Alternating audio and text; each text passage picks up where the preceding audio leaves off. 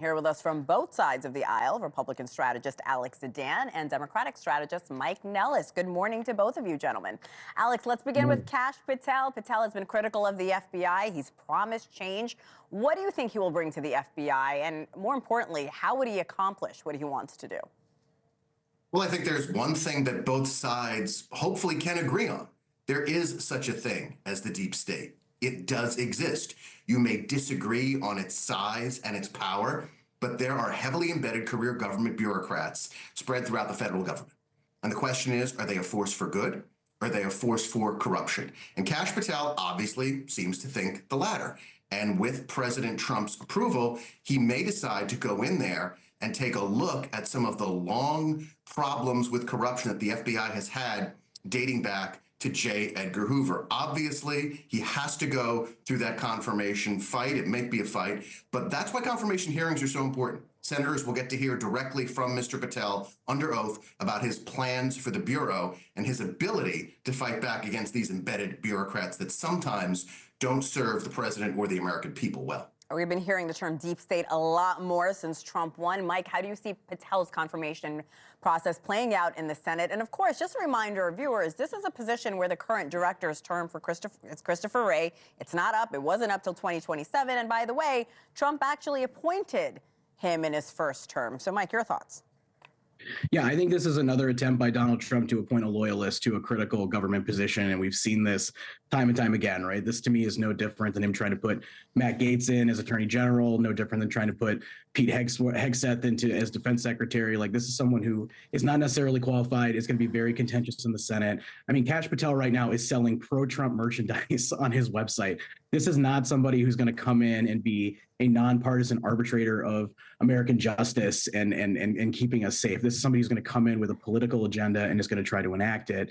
Deep state or not, we can debate that all day. We need somebody in this role who's going to fight for the vast majority of Americans, to fight for our justice system, to keep us safe. And Kash Patel isn't going to do that. He's going to fight for Donald Trump. Let's turn to Charles Kushner. Like I mentioned, keeping it in the family. Trump pardoned him in 2020 for tax evasion, illegal campaign donation charges. He's also Trump's son-in-law, Jared Kushner's father. Alex, what is the rationale behind this pick?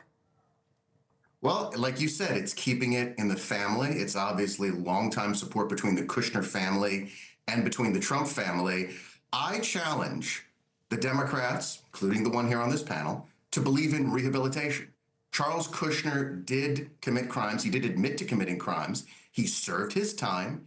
He came out. He was pardoned by President Trump. These offenses were nearly 20 years ago. The question is, will Democrats on the committee, through the confirmation process, and the public believe in the rehabilitation process and allow Charles Kushner to regain this position after he demonstrated nearly 20 years after he was released of good behavior? Mike, quick response.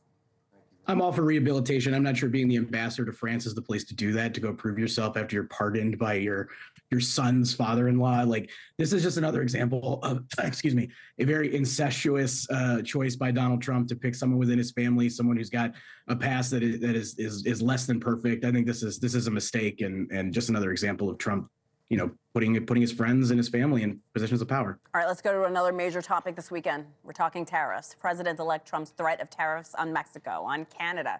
He is tying it to border security. Several industries already warning the impacts of a mass deportation plan will have on their workforces. Alex, how should Trump be selling this plan? And of course, defending against these criticisms that we're hearing very often now.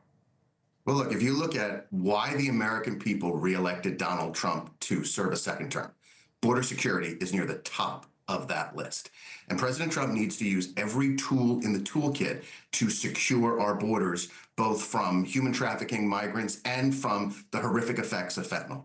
And that involves tightening the border with Mexico and to a certain extent Canada. But don't forget that China is and should be included in this entire talk of tariffs. The fentanyl's made in China. The Chinese Communist Party is our adversary, and a firm hand is needed to deal with the Chinese Communist Party. President Trump's going to use every tool in the toolkit to keep our borders secure. Mike, I have less than a minute, but how do Democrats capitalize on these concerns from these well-known industry leaders? Well, I just want to say, to my Republican counterpart's point, the American people did elect Donald Trump. Border security was one of the top issues, but it wasn't the top issue. What was affordability, right? Grocery prices, inflation, car prices, gas, et cetera. And Donald Trump promised he was going to do something to get those prices down. Getting into tariff wars with Mexico and Canada and China is not going to do that. There are a ton of economic studies that suggest that we're going to see the average family is going to spend more than $2,500 per year on groceries, cars, electronics, what have you, because of these tariff wars. This is just another huge mistake. And it's Donald Trump playing politics, trying to put himself at the center of a storm. And he's not doing anything to help regular people. Now, we've got to get a handle on the border. We've got to get a handle on inflation. But these aren't the actions of someone who's trying to do that. This is someone who's trying to play politics with tariffs. And maybe it'll work. It's a gambit. It's a negotiating tactic. But I mean, this is just not going to lower prices. And that's what people are expecting of him right now. Mike, let me stick with you for a second. Senate Democrats privately admitting their party did not do enough to address voters' concerns about border security. Of course, you mentioned affordability as well. How do they change their messaging on this top issue going forward? Yeah, we're going to have to go back to basics. I think the Democratic Party is and should always be seen as the party of the working class, and we lost the working class in this last election. So we have to do a better job of talking about, one, the policies that we're supporting and how they're going to help people. We're going to have to talk about how we communicate them to folks. What I want to see in future elections, and when we get an opportunity to get back into power, I want people to never, ever question what the Democratic Party has done for them lately. I think the Biden administration did a lot, but a lot of it wasn't as immediate at a time of a huge inflationary crisis, and people were feeling that pain, and they didn't feel like we were feeling that pain alongside them and trying to help them. So we need to do a better job providing direct and immediate relief to people as quickly as we can, and then communicating that over and over and over again. The one thing I'll give a lot of credit to Donald Trump is he's very good at bashing people over the head with very simple messaging. Democrats need to do a better job of that. Alex, I'll give you the last word. The working class likes border security, and they don't like China. President Trump is well on his way to addressing both those issues in a strong and proactive way, and he's not even sworn in yet. I appreciate both of your insight and time. This was a great conversation. Alex, Mike, we appreciate it, gentlemen. Thank you.